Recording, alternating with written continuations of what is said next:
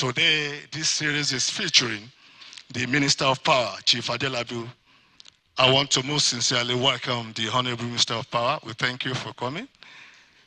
Please let's give him an round of applause, please. Thank you very much. This ministerial press briefing, the series, provides an opportunity for the government of the Renew Hope agenda of this present administration to bring governance very close to the people. We share very useful information. We update the people on current developments within the system. Like you already know, information, they say, is power. Correct information brings clear thinking, and clear thinking helps people to make sound judgment. Let me at this point say, I want to once again welcome the gentlemen of the media. They are the mirror of the society. The power sector is a critical sector. That is why it is very important for us to know what actually the government is doing to bring democratic dividends to the people. We want to thank every one of you for coming. With the kind permission of the chief host and the chief moderator of this event, I would like to quickly recognize some of the chief executives that we have in our midst. Of course, we have with us the Director General, Nigerian Television Authority, in the person of Malam Saliu Abdulhamid Dembos. I welcome you, DG NTA. Thank you for coming. Also with us, very distinguished ladies and gentlemen, we have the DG Federal Radio Corporation of Nigeria, Dr. Mohammed Bulama, with us. Thank you for coming. Also with us, very distinguished ladies and gentlemen, we have with us the DG Voice of Nigeria, in the person of Malam Jibrin Baba Indachi. Thank you for coming. Also with us, very distinguished ladies and gentlemen, we have the Executive Secretary and the Chief Executive Officer of Nigerian Press Council, Mr. Dili Ezuga. I thank you for coming. You are welcome. I welcome the special assistants to Mr. President and other media aides from the presidency. We want to thank every one of you for finding time to be with us. Very distinguished ladies and gentlemen, let me quickly give this information.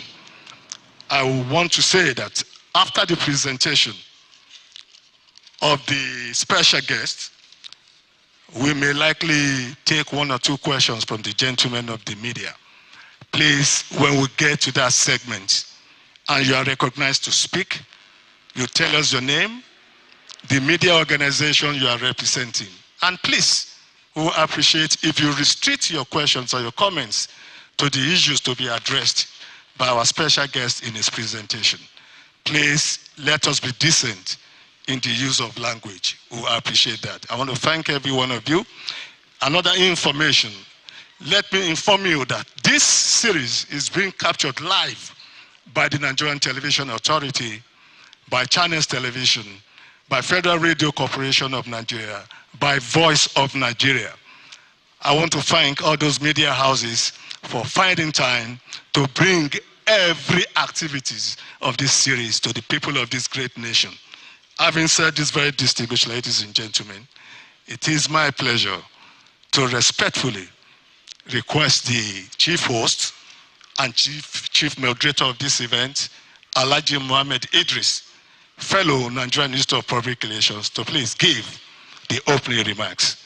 Honorable Minister, sir. Thank you. Thank you, moderator.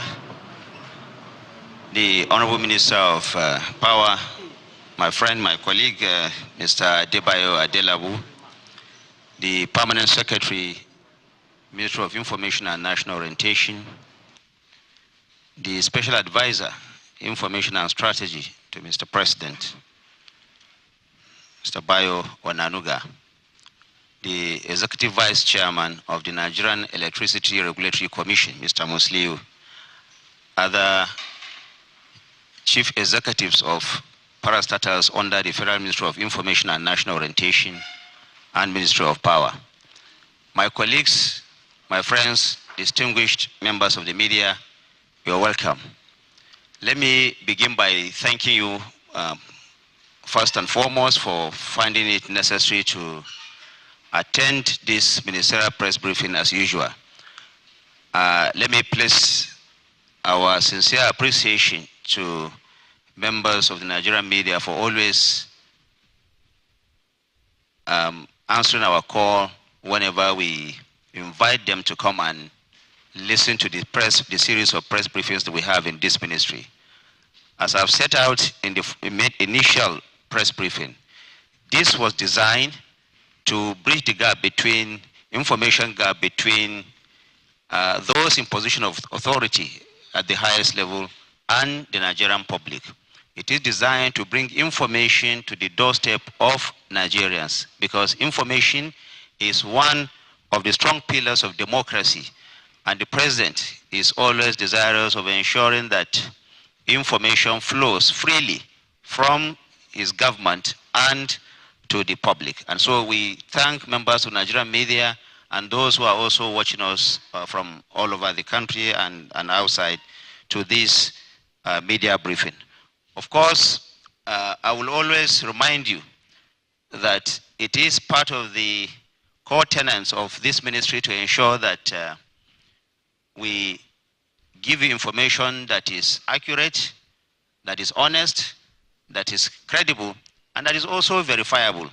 So whatever we do here, like we set out to do in the first ministerial press briefing, it is to ensure that Nigerians get this information that they require. After all, the government is there in trust on behalf of Nigerians.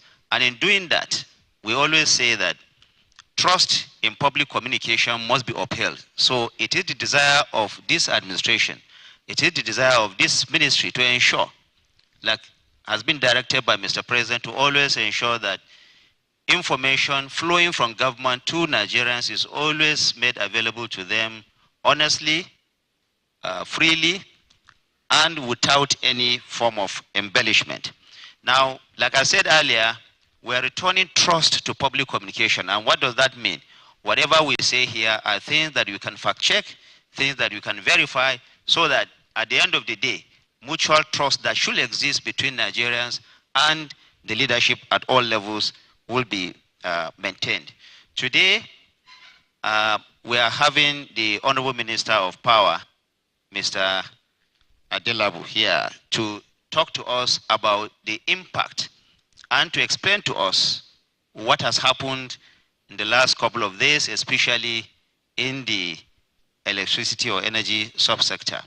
Nigerians have had the privilege of hearing from the National Electricity Regulatory Agency that indeed there is a particular section of consumers of Nigerian power that their tariffs have gone up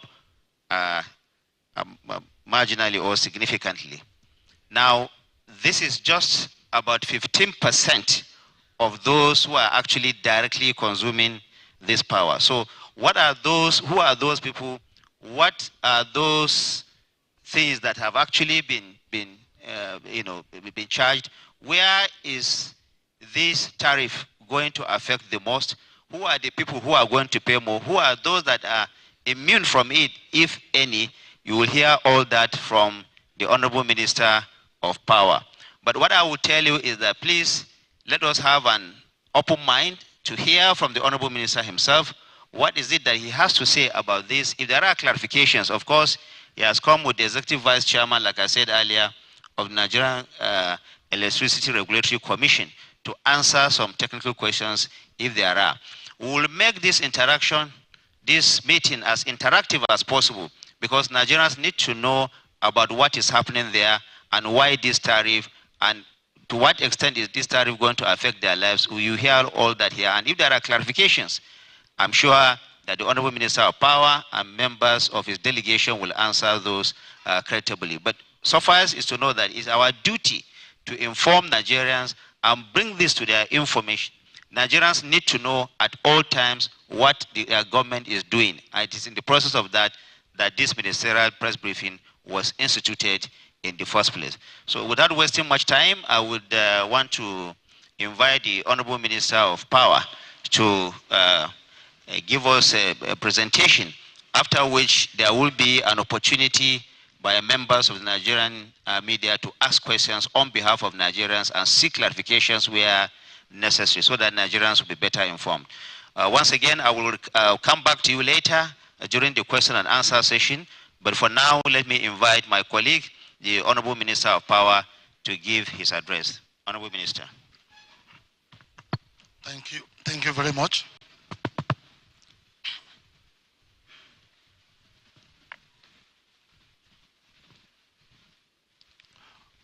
My colleague and big brother, the Honorable Minister of Information, the Special Advisor to Mr. President on Information and Strategy, the Chairman, Nigeria Electricity Regulatory Commission, ably represented at this event by the Commissioner and Executive Vice Chairman, Dr. Musliu Oseni. All senior officials of various federal ministries present here, CEOs and senior officials of government agencies and parastatals present, distinguished invited guests, gentlemen of the press, ladies and gentlemen, I say good afternoon to you all. Let me also join the Honorable Minister of Information to appreciate the gentlemen of the media for the consistent support they have extended to this government in airing the activities of government and supporting all the laudable activities of this administration to give to the people the quality lives that they deserve, and the gradual delivery of all the electoral promises of our principal, the President, President Bola Ahmed Tinubu, GCFR, under his renewed hope agenda. We thank you so much for the support, and we hope that we'll sustain this cordial relationship to the end of this administration. The event of this afternoon is quite important to us all, given the importance of power to our daily lives and the centrality of the power sector to achieving sustainable economic growth and industrial development. The power sector is quite unique compared to all the other sectors because everybody is affected by electricity. Every household, every business, every institution, be it health or educational institutions, and every industry is affected. And I've said it in the past that one of the major contributors to consistent depreciation in value of our currency has been our heavy dependence on imports, which is why this administration has taken it as one of its cardinal activity to achieve import substitution and export promotion. And when you talk about import substitution and export promotion, local production comes into play. There's no way you talk about local production without the energy. So energy is important and central to the activities of government. This is going to be an interactive session, but before then, we'll take just 15 to 20 minutes to provide an overview of the power sector and the activities of our ministry and our agencies to ensure that we transform the sector to the standard that we all aim for. I'll provide that overview. But as to the technical details of the recent increase in tariff for a portion of the consumers, which is just 15%, branded as Band A customers, I have my colleague here, Dr. Musliu Oseni, that will provide some insight into the technical details, and will now take questions and answers. Firstly, let me appeal to the general public and electricity consumers, including you and I, to display some level of understanding with whatever policy or whatever pronouncement that this administration comes up with. And let us maintain the trust and confidence that we have reposed in this government. This government was voted in democratically based on the trust and confidence of the electorate. The can-do spirit that you observed in Mr. President is still there. He has done it elsewhere before now in Lagos State, and we hope and we believe that he's going to replicate the same at the federal level together with his hard-working team. Power is critical to optimal performance of other sectors. There's no sector that can perform optimally without stability in the power sector. And Mr. President has resolved to use the power sector to drive the delivery of his laudable objectives of sustainable economic growth and industrial development under the renewed hope agenda.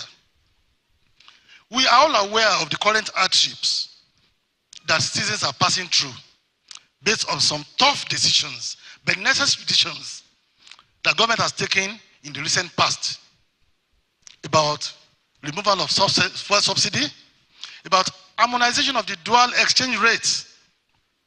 We know that this has led to a lot of things. The inflation rate is there. The devaluation of the naira is there. And the increase in prices of goods and services. These are enough hardships that government is not ready to aggravate at any rate. We are all aware of this. So government will not deliberately come up with a policy to worsen an already bad situation that we are struggling to come out of, which I believe they are necessary pains if you are targeting some gains in this sector. And Mr. President is also committed to transforming the power sector. For the first time in the history of this sector, we have been bold enough and we have been committed enough to address the fundamental issues that have been the bane of the power sector in this country. We all believe that when a system or a structure is passing through repair, is passing through transformation, is passing through revamping, it does not necessarily mean a complete disappearance of the existing pain. In fact, in some cases, it might mean aggravation of the pain in the short time for us to achieve a permanent gain. My favorite example has always been road construction. We're all aware of the hardship people passed through when they were renovating the Tubman Bridge. A particular lane was closed and everybody was passing just a single lane. It was a lot of traffic and inconvenience. But today, that they have finished the renovation, everybody passes through the bridge without any hitch. Another example was the Lagos-Ibadan Expressway, which was a notorious road before now. For 12 to 15 years, when this road was passing through renovation and reconstruction, there was serious pains. Pains that were even greater than what we used to experience. There were gridlocks. People spent a whole day. People spent nights on these roads. And I've personally witnessed a wedding ceremony that took place on that particular road because of gridlock. But today, on completion of that road, there's no single traffic gridlock. And everybody passes it smoothly. So I want to plead for understanding. I want to plead for patience. And I want to plead for your trust and confidence that you should exercise some patience with the government, that we are addressing the root cause of the problem in the power sector. Past administration may not have been bold enough to address this issue. But because we are sincere with our resolve to transform this sector, to be comparable to what we witnessed in other countries in the West and the Far East, we must pass through some necessary and unavoidable pains. At the Power Ministry, our core mandate,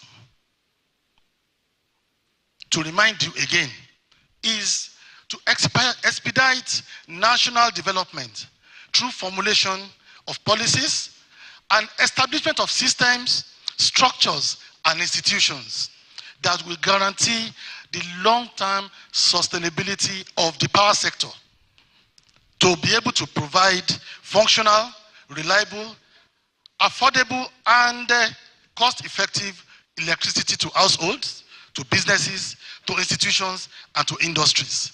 So we have the policy formulators as the ministry. We also have the regulators that ensure that the operators comply with the policy formulated. That is the Nigerian Electricity Regulatory Commission, the NEC. Then we have the operators at the third level. The operators are the players, both public and private sector players, across the three segments of the power sector value chain. We have the generating companies. In fact, let me start out by saying that we have the gas producing companies that supply gas to the power generating companies. Then we have the transmission company, which is the long-distance transportation of power. Then we have the distribution companies that drop power into our households, businesses, and industries. These are the layers in the power sector. So there are a few things that are necessary that we must achieve. Number one is achieving an operational sustainability of the operators on cost recovery. Anybody that goes into any business, the first intention is to recover costs, then if possible, make some profit. The moment you cannot cover your costs, the sustainability of such business is doubtful. It will be run aground. But this cost recovery can either be through commercial pricing or a subsidized pricing. Commercial pricing is when the entire cost of producing power is transferred 100% plus the profit to the consumers of power. Subsidized pricing regime is when the consumers are not allowed to pay the full cost of production plus markup, and government has pledged to pay a portion of this on their behalf. That is the regime that we are in Nigeria. We are in a subsidy pricing regime, whereby government provides a large portion of the cost of producing, of transmitting, and of redistributing power. And I must tell you that as of today, before the introduction of the tariff increase, government is subsidizing nothing less than 67% of the cost of producing, transmitting, and distributing electricity in Nigeria. At the current exchange rate, this is going to translate into 2.9 trillion naira for 2024. This is more than 10% of the national budget. Power sector is just a single sector out of so many sectors that government has to attend to. We have the works, we have housing, we have education, we have health, we have defense, and so on and so forth, that are all competing for this meager revenue from the government. So it will be very, very insensitive on our part to force or compel governments to continue to subsidize at that rate of almost 3 trillion for the power sector alone. We just have to be realistic and considerate. We also must ensure that the regulators are independent and there is consequence management for non-compliance by the operators in terms of punishment meted out to a non-compliant power sector player, be it a distribution company, the transmission company or any of the generating companies. Then the last one that we must achieve at the ministry is consumer protection and value for money. Whatever consumer pays for, there must be commensurate value for it. Complaints of customers must be promptly attended to by the power sector operators. Then, from the policy formulation perspective, the recent increase in tariff for only band A customer, which is just 15% of electricity consumers in Nigeria, as at the latest statistics, is a little above 12 million customers in the sector. And this will only affect about 1.5 million customers. The remaining 10.5 million customers will continue to enjoy government subsidy at about almost 70%. And the reason why we did this will be explained in a short while. This tariff review is in conformity with our policy trust of maintaining a subsidized pricing regime in the short run or in the short time, with a transition plan to achieving a full cost reflective tariff for the sector over, say, a period of 3 years. I've mentioned this in a couple of my media briefings, that it is because of government sensitivity to the sufferings, to the pains of our people, that will not make us to migrate fully into a cost reflective tariff, or in another language, to remove subsidy 100% in the power sector like it was done in the oil and gas sector. Government is so sensitive to the pains of the people, to the sufferings of the people, and we are not ready to aggravate these sufferings any longer, which is why we said it must be a journey rather than a destination. And the journey starts from now, that we should do a gradual migration from the subsidy regime to a full cost reflective regime. And we must start with some customers. This is more like a pilot for us at the Ministry of Power and our agencies. It's like a proof of concept. It's a POC that those that we have the infrastructure sufficient enough, adequate enough, and qualitative enough to deliver stable power that will enjoy between 20 and 24 hours of light should be the ones that we should target. And this set of customers, we have established the capacity and the willingness to pay for this. And it only affects 15% of customers with established capacity and willingness to pay at a service level agreement. The service level agreement is 20 hours at the minimum. And on the overall, I believe, realistically, that if we're able to comply with this service level agreement of 20 hours minimum, it is still far cheaper than the alternative source of diesel and petrol generators. I believe you will agree with me that the average cost of generating a kilowatt hour of power today using diesel and petrol generator is not less than 450 naira to 500 naira because of the capital investment of purchasing the generator, because of the daily operational funding of the fueling of the generator, and because of the regular intermittent servicing of these generators.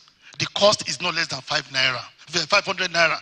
So if we are putting the tariff at 225 naira thereabouts, I believe it is more than 50% cheaper than running alternative power. And like I mentioned earlier, that for the first time in many years, government is taking a bold step to address the fundamental issues confronting the power sector. Number one issue, which I believe this step that we have taken is going to address, is the liquidity and pricing issues. This sector has been deprived of the required liquidity to keep it running on a sustainable level, to keep it to continuously being in business, because it is no longer attractive to investors. Even the operators don't have enough liquidity to invest in enhancement of their infrastructures. The generating companies could not pay the gas companies, which is the raw material, which is the feedstock that they use to generate power. The generating companies cannot service their equipment. It's getting to a level that they cannot even pay their salary, the salaries of their workers, because of the accumulated debt in the sector due to lack of liquidity and commercial pricing. And I believe that previous administrations have shied away from addressing this. It's a tough conversation, but we must have it at a point if we are serious about stable power sector in this country. And this government is committed to doing it. It might be painful in the short run, but the gains will come very soon, and the gains shall become permanent. Number two is the infrastructural deficits in the sector. We keep saying it's a three-segment sector: generation, transmission, and distribution. For me, to be more comprehensive, it's a five-segment sector. We have the gas sector with gas production and transportation infrastructure. We have the generating companies, which is the thermal plants, that's the gas-fired power plants, and the hydroelectric power plants. Those are the generators. Then we have the transmission company, which is the transmission segment that has to do with long-distance transportation of power from the point or location of generation to the point of distribution. Those are the high-voltage power lines and towers that we see all over, that people even vandalize. That's number three. Then we have the distribution sector, which are the last mile segments. They are the ones that people see. They are the ones that take power to our houses, to our businesses, and to our industries. That's the fourth segment. Then the fifth segment, which most people try to overlook, is the consumer segment itself. Because the consumer segment play a major role in this sector too, and it must be well focused and dealt with. And all these segments need to enhance infrastructures. All our power generating, all our gas pipelines are bad. There have been vandalization of the gas pipelines. There have been lack of adequate pressure in the gas pipes, where we need compressors, where we need boosters. The generating companies, their plants are also deteriorating. They are obsolete. The transmission company, the lines have been installed over 50 years. The cables are weak. The towers are falling. People are vandalizing it. The transformers are also weak. I've seen a transformer that was labeled ECN, Electricity Company of Nigeria, which means that it was installed in the 60s.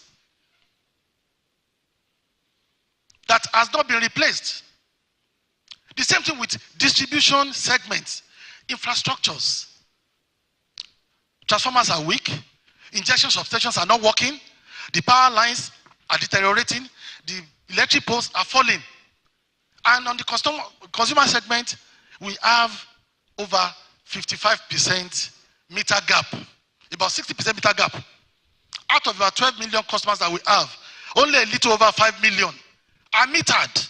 So people are paying on estimated billing. You can see the huge infrastructure deficits across these five segments. It requires money for us to enhance these segments. It requires money to replace deteriorating equipment and gadgets, to reconductor, to erect new towers, and to even establish new plants, to repair the pipelines, to install boosters and compressors for adequate pressure. The monies are not coming because of lack of liquidity. Investors are not coming because they could not see a line of sight of recovery of their investments, not to talk of making profits. The bankers are not lending because it is not attractive to lenders. It is not bankable. Bankers cannot see a line of sight on how the money they lend to us will be repaid. So you see that this infrastructural deficit can only be fixed if we improve liquidity in the sector. Then the issue of structural issues in the industry. This sector used to be on the exclusive legislative list of the National Assembly, whereby it was only the federal government that could invest and play in the power sector, whether it's generation, whether it's transmission or distribution. It was only one NEPA that we had. It was only one ECN, one NEPA, one PHCN. Those are structural issues that we believe that it must be a decentralized sector. And Mr. President has made our job so easy by signing into law the Electricity Act of 2023 that has unbundled all the segments in the sector and that has allowed the subnational government, both the state and local government, to play in the sector. That's also allowing the private sector to come in and play in the sector. Those are the issues that we are addressing that have not been addressed in the past. So decentralization is a major issue and we are achieving it. Then consumer protection issue. We have said it that service level agreement is a covenant. If we say we are giving you 20 hours for paying 225 naira per kilowatt hour, that 20 hours must not be less than 20 hours. If it is less than 20 hours, there must be sanctions. There must be consequence management. You can clap if you want to clap. I could see that you wanted to clap. Don't let us shy away from our responsibilities. Please. So we thank Mr. President for doing that. And the consumer protection, I've told you, there will be sanctions, there will be consequences on the part of the distribution companies that are not complying. On the part of NEC, if they are not tracking it appropriately. So the first phase that we are going through is a pilot phase and is a proof of concept to drive the DISCO's investment in infrastructure. Once they know they are making money from this band A tariff increase, they will be fast to improve infrastructure in other bands and migrate them to band A, and they will make more money and the industry will be sustained. It's also to drive or accelerate migration of customers to premium bands within a very short period. It's an incentive for them to migrate band B, band C to band A. I listened to NAC yesterday. The band A feeders that we have is over 1,000. Then we looked at them, we examined them. Which among these can provide 20 hours of light? And we downgraded over 500. It's only 481 feeders that are currently classified as band A. These are the feeders that are good enough, in very good condition to provide stable, uninterrupted power to the consumers. So we are not sleeping. We are living up to our responsibilities too. But the problem with power is the moment the consumer cannot stand up, switch on the light, and the light shows up, we are not doing anything. So all efforts in generation, in transmission, can only be seen if it is translated to distribution to customers. This will also enable the DISCOs to charge appropriate pricing with value for money to customers. We don't just want to increase the tariff. We want the consumers to have value for their money. That is the essence of this. And it is better that we start this journey now so that we can conclude it on time. Because the journey of 1,000 miles starts with a single step in the right direction. This one is in the right direction, and we want you to display the understanding that we deserve. And lastly is to encourage energy consumption management by consumers. One bitter truth that we also need to tell ourselves as Nigerians. We are all Nigerians. A few people are only privileged to sit on the high table here. We are on the same level. We must be able to talk the truth to ourselves. We don't have the culture of consumption management in this country in terms of power, just because of the cheapness of the tariff we pay on power. A lot of people will come back from work. They want to have dinner or they want to play with their colleagues down the road. They'll switch on the AC for the room to be cooling before they come back. Yes. Some people will be going to work in the morning. A freezer has been left on for days. They will still leave it on when all the items in the freezer are already frozen. And 5, 6, 8 hours of their absence will not make it to defreeze. They will still leave it. It will consume power. Just because we are not paying enough. We've all been overseas before. We know how conscious the power consumers are to consumption of electricity. Thank you very much. I will round up soon. So, this will also enable us, thank you very much, this will also enable us to manage our consumption.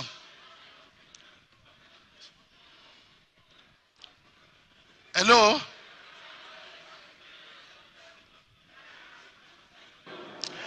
Ladies and gentlemen, let me round up this. I want to say this before I round up, that there is also service tracking and consequence management and penalties on consumption. We are carrying out a number of initiatives to ensure that we improve activities and performance of the sector. We have the presidential power initiatives, which we are actually carrying out to ensure that infrastructures are enhanced and improved across the sector, both transmission and the distribution sector. There's also the PMI, the Presidential Monitoring Meter Initiatives, which we are going to discuss elaborately, maybe in another forum, to ensure that we close the huge meter gap that we have in the industry. And we also have a lot of development banks that are working with us with projects in transmission and distribution to ensure that we enhance the activities here. So as a ministry, we are committed to make an impact during this administration.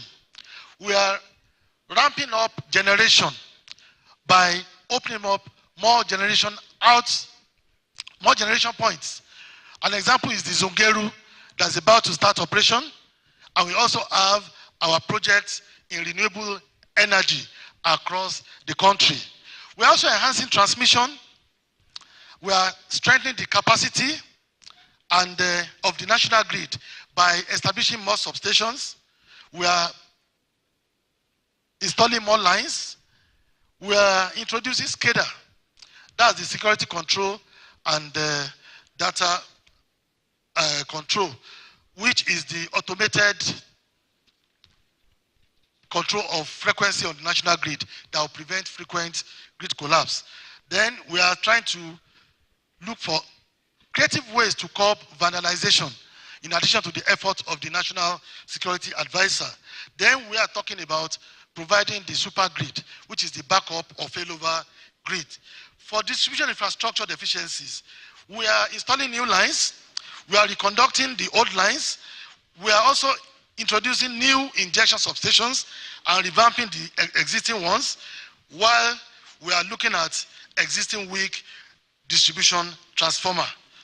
I've mentioned the issue of a reduction of meter gap and investment in communication and advocacy to reorientate and educate our people of the need to cooperate with the operators in the power sector in terms of protecting our national assets, in terms of avoiding power theft, bypassing of meters, and all that. So all these are what we are doing, and we believe that very soon you start seeing the positive results of activities in the power sectors, from policy formulation and execution to control and to operation of the power sector.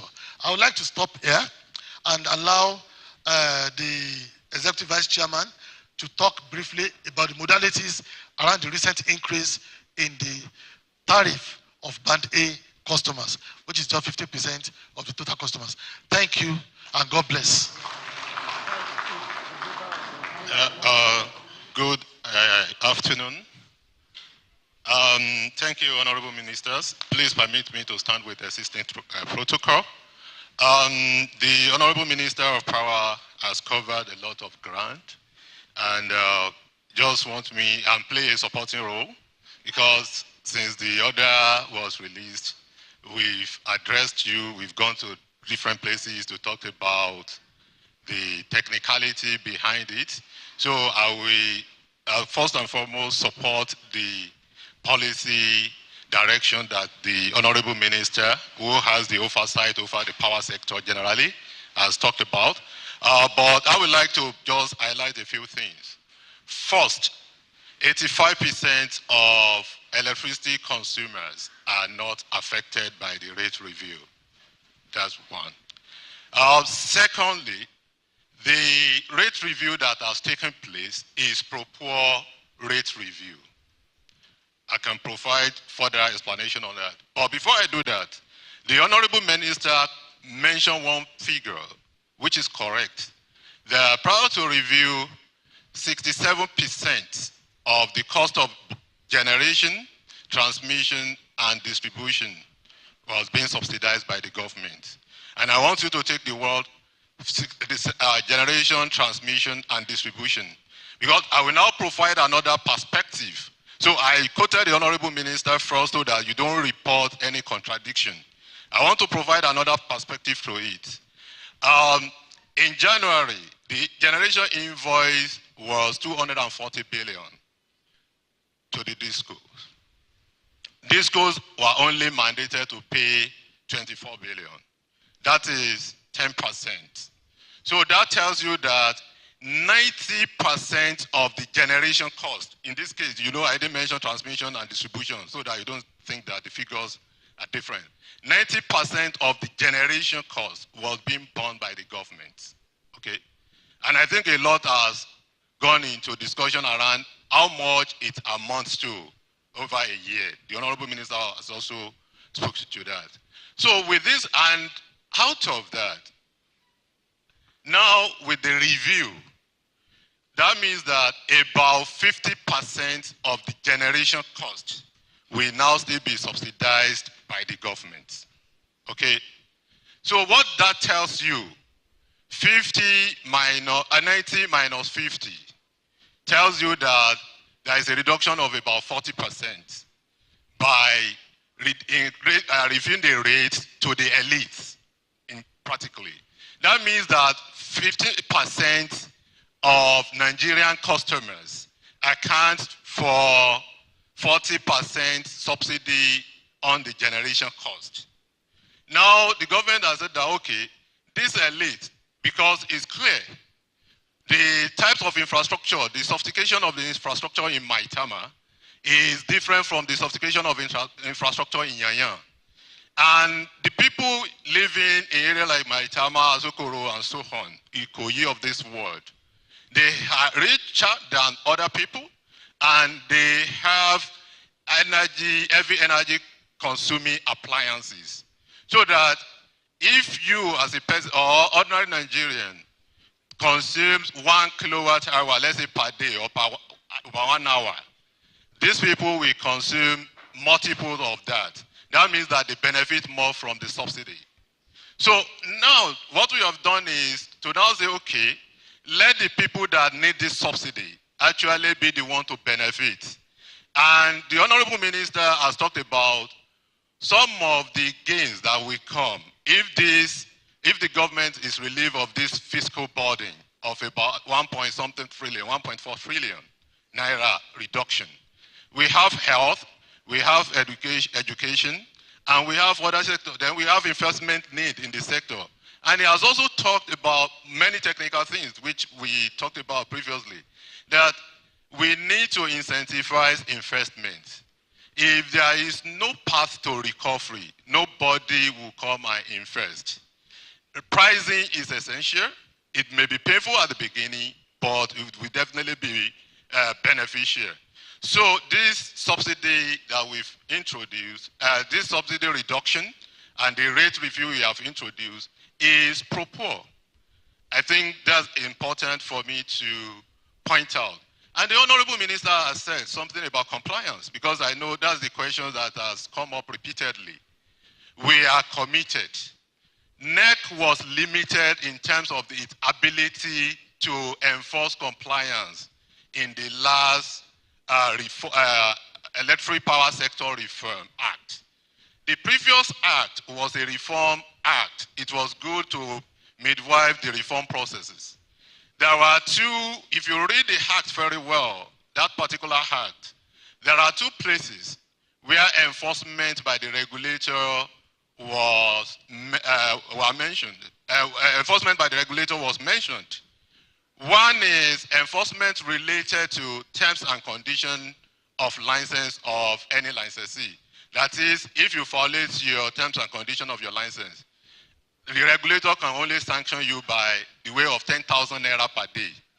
If you violate the order or the regulations of the commission, the regulator can only fine you 10,000 naira. In 28, of course, we did some enforcement.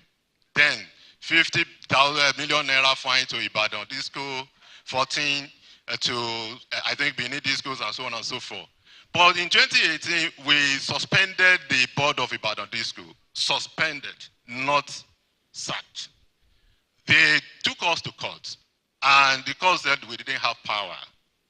But with the new Electricity Act, the power has been greatly improved. In January, we removed the board of Kaduna Disco. They couldn't go to court. Today, because yesterday, and I think most likely is the question that will come at this, because it relates to the issues that has been trending online. We've tried to address that, explainer, and so on and so forth.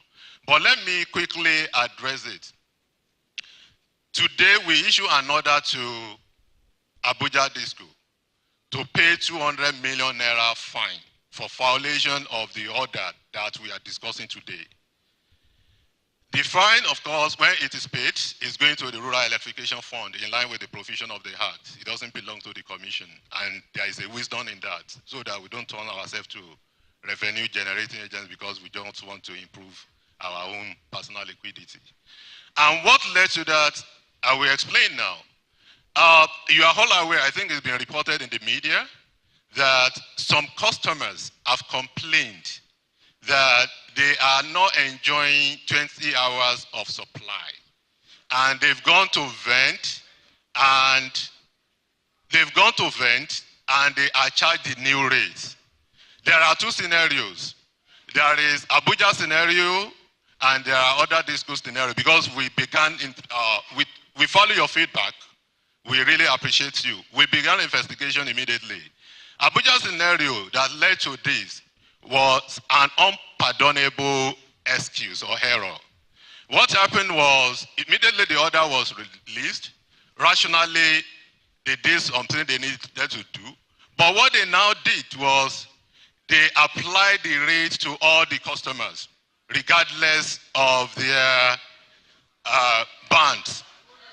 So, yeah. So what now happened is, because rationally customers will go and fend to beat the implementation of the rate, immediately they hear the news. Some customers were lucky. I've heard a news about the customer that was able to buy 7,000 units of energy, 10,000 kilowatt hour at the whole rate, and is enjoying 20 hours of supply. But there are customers that are not supposed to be affected because they've messed up the process. Those customers went and they were getting the new rate. So what the commission has done is, first, they are saying it's error, it's error. The question is, if it was error, if it was an error, why didn't you make an error that we reduce the tariff for all the customers? It's an unpardonable error. So they've been fined 200 million naira first. The second action is that in the same order, we've asked them to refund all the customers that are affected.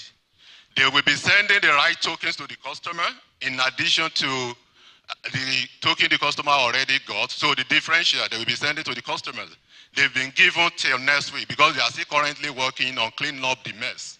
So I think I need to point out that. The second scenario, which has happened in some other discos, is this. Rationally, the commission announced the review of tariff for 15% of customers. There are places that customers themselves, if they want to be truthful, they say that they are enjoying 20 hours. There are places that are not enjoying 20 hours and they are not affected by the rate. So, but customers will definitely rush rationally to go and fend and build the implementation just because before the disco starts. So that happened. Some were lucky, some were not lucky in some other disco. So what happened in some other disco is that because the non-band A customers, they are not affected, not much problem in that case, unlike Abuja. Because what the discos do was immediately the announcement was also made, they have 3 options. And I believe if we are rational, we'll also reason with them. One of the options they have is, the regulator has announced the price review. I'm sure customer will want to rush and build the implementation. Let me protect my revenue, mitigate the revenue loss. 3 options are open. Shut down the platform until you effect the rate change. That will cause a serious chaos. Second option to them is limit the amount of energy a customer can vent so that you mitigate the effect. That also has its own implication. The third one will be that NECA only by A are affected, only by A customers are affected. Change and they had an existing band A customers, like the case of Abuja, or I can take the case of Ikeja. They have about 200 or thereabout band A feeders in the original one. So what they will do is change the tariff for all the band A feeders first and begin to clean up the feeders, reduce the feeders that NECA said, no, I only allow you 45 feeders. Now, take it out, take the other feeders out. So in the process of doing that, any customer that also goes to fend in that disco, and the customers was classified as band A before, will definitely be caught up by the higher rate. So on that note, I think I've tried as much as possible to explain, but we have also issued directives to all the discos, publish the feeders affected, communicate the customers, and any customers that have been caught up by this wrong application of bill, you have to refund them. And now we like to appeal to Nigerians that have been affected. Please keep your facts. Keep your facts. If per chance any disco, your disco does not refund you, please contact NEC. They have up until next week, Thursday, to refund the customers that have been wrongly billed. Thank you so much. Okay. We will publish the contact number. We have the call center. Then we have complaints@nec.gov.ng. Complaints@nec.gov.ng. Then we have a situation room. Our media people are here. We will definitely publish the contact phone numbers on our website, and we also advertise in the national dailies. Thank you. Thank you very much, Honorable Minister of Power. I want to really appreciate the Vice Chairman, Dr. Musiliu Oseni. It was a wonderful presentation. Thank you so much for being so explicit in your presentation. Very distinguished ladies and gentlemen, Walter Lippmann said, when we all think alike, no one is thinking. I think that is the essence of the segment we are dovetailing into. That is the question and answer section, because we believe the media is the mirror of the society. So communication is said to be effective when there is a sender and a receiver, and there was opportunity for feedback. At this point, very distinguished ladies and gentlemen, we are moving into the question and answer segment. Please, like I said from the onset, when you are recognized to speak, you tell us your name, the media organization you are representing. And please, let us restrict our questions and comments to the presentation of the special guest, the Honorable Minister of Power. Let us be decent enough in the use of language. With the permission of our chief moderator, the chief host, we'll just take 3 questions because of our time. At this point, very distinguished ladies and gentlemen, I would like to declare the floor open for your questions, please. Thank you.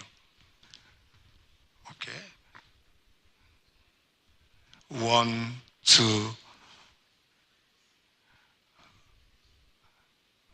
first take the first 3 questions. If time permits, we'll take 1 or 2 more. But let's take the first 3.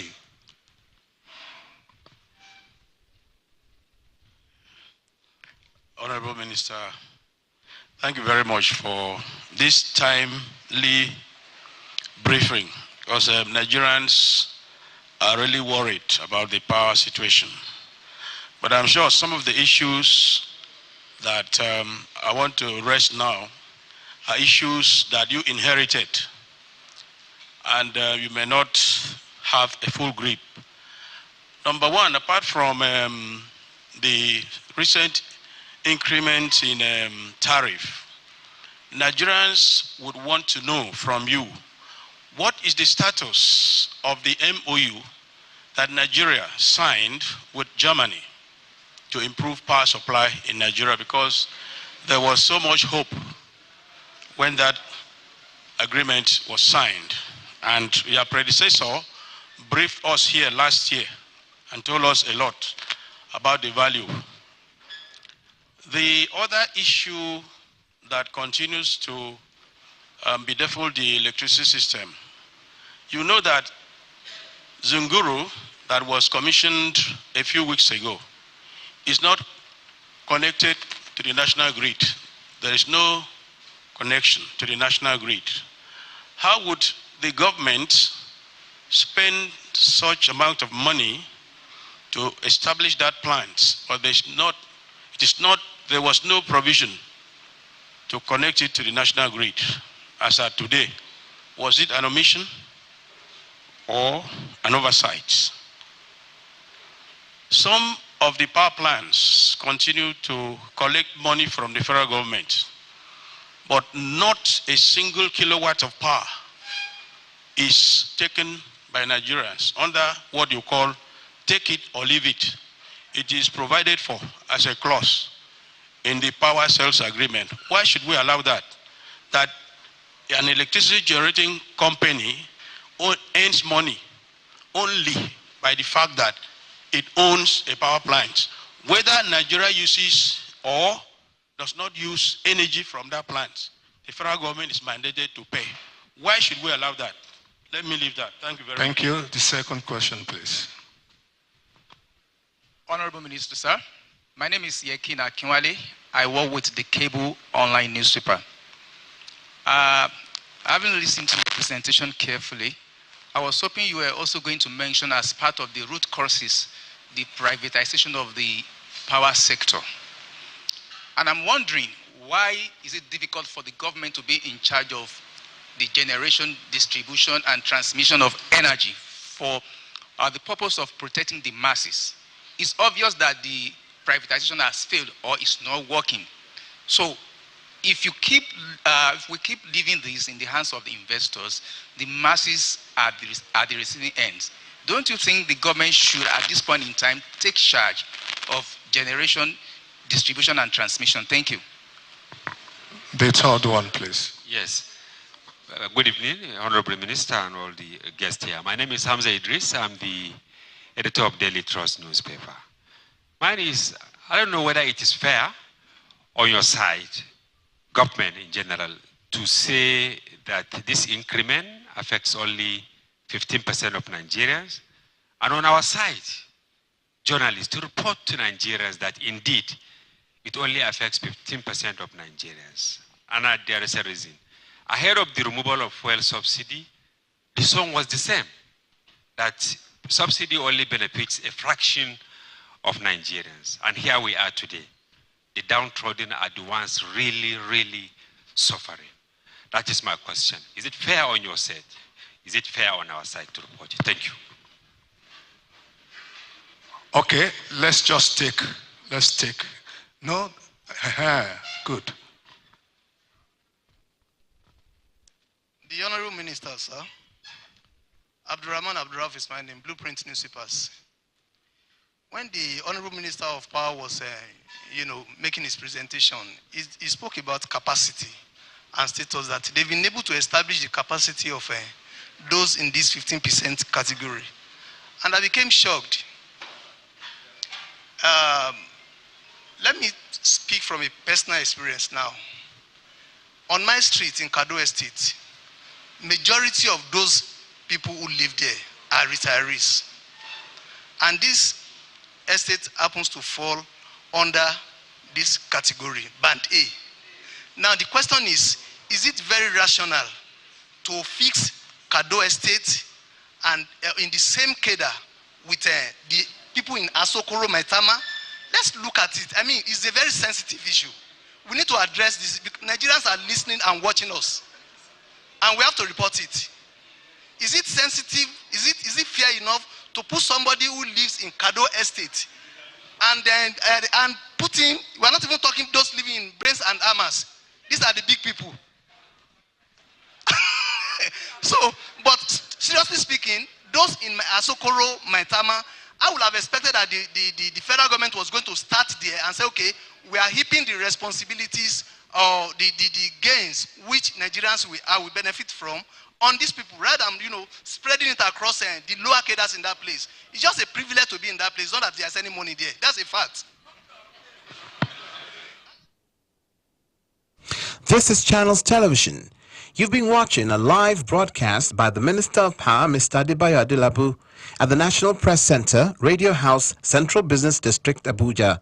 Please stay tuned as we return to our regular programming.